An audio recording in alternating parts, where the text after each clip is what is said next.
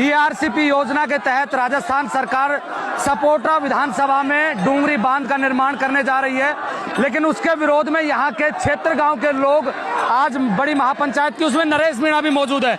नरेश, ये जो क्षेत्र गांव को जो डूंगरी बांध का जो विरोध कर रहे हैं, क्या पूरा मामला है? ये 88 गांव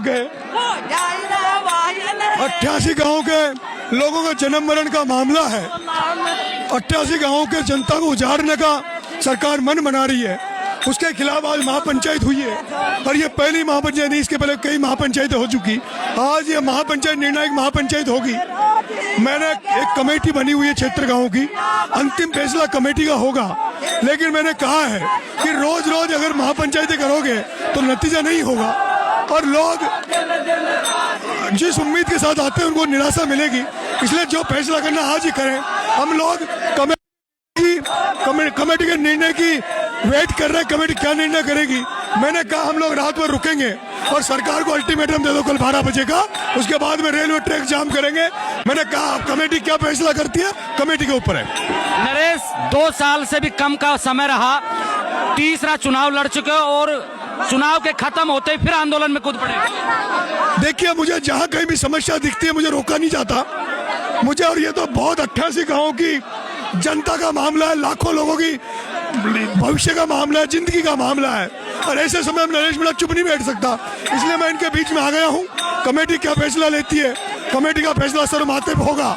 लेकिन अगर इन 88 गाँव की डूंगरी बांध की जनता के लिए नरेश मीणा को प्राणों के भी न्योछावर करना पड़ा तो प्राण न्योछावर करूंगा। आप यही बात अपने पूरे जो भाषण था उसमें भी कह रहे थे।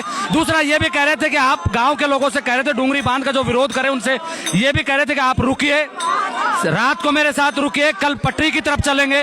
क्या देखिए, अब ये सुबह से लोग भूखे हैं, लेकिन ये लोग खाना खाने नहीं गए। ये माता बहनें भी खाना बनाने घरों पे नहीं गई है, अभी हजारों की तादाद में यहाँ लुके हुए हैं। इससे मतलब है कि इनकी जिंदगी मरण का मामला है। अगर सरकार चाहेगी, अगर सरकार ने निरस्त नहीं किया तो इसमें हजारों लोगों की जान जाएगी। जान जाएगी, लेकिन का ऐलान कर रहे हैं नरेश मीणा। मैंने कमेटी के सामने अपना पक्ष रखा है। मैंने कमेटी को कहा कि अब यही फैसला जनता करेगी, कल ट्रैक जाम कर दो, सरकार तुम्हारे पास आ जाएगी, सरकार के पास बात करने जाने की जरूरत नहीं है। क्यों? सरकार पूरे राजस्थान को पानी देने के लिए बांध का निर्माण ही तो कर रही है, वो तो कहीं ना कहीं होगा। यहाँ पर ये अलॉट था, जहाँ इनको बनना चाहिए था वहाँ नहीं बना के ऐसी जगह बना रहे जहाँ जनता का नुकसान है। इसको चंबल पे आगे जाके चंबल में बनाया जा सकता है, जहाँ भराव क्षमता ज्यादा होगी, जहाँ किसी का नुकसान नहीं होगा।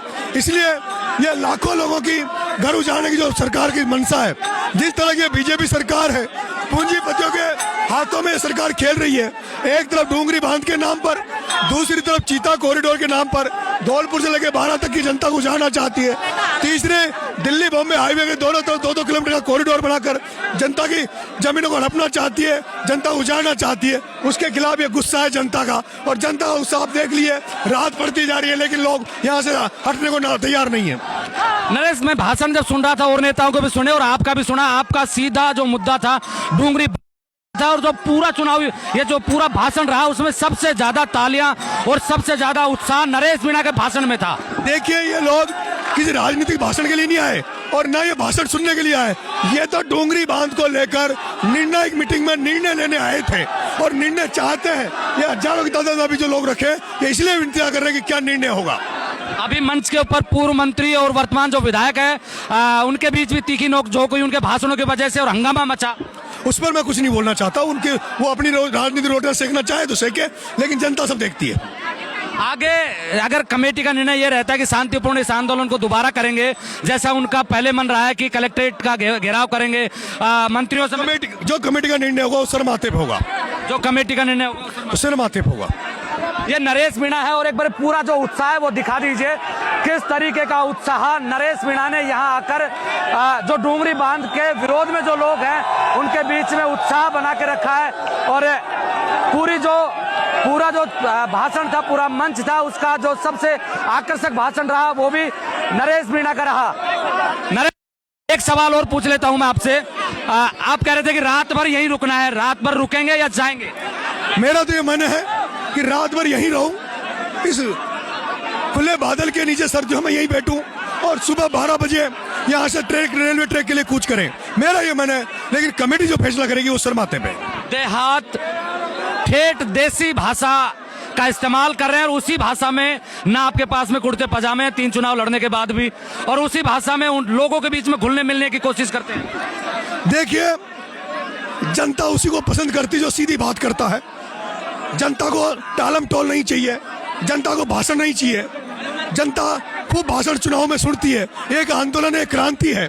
और यहाँ तो जनता को सीधा उनकी मदद उनको चाहिए, डूंगरी बांध में निर्णय उनको चाहिए, और वो निर्णय लेने के लिए यहाँ बैठी है। डूंगरी बांध का निर्णय पता नहीं क्या होगा, सरकार क्या करेगी, लेकिन नरेश मीणा ने फिर से चुनाव, जैसे ही चुनाव खत्म हुआ उसके बाद फिर से अपना खूंटा गाड़ दिया है।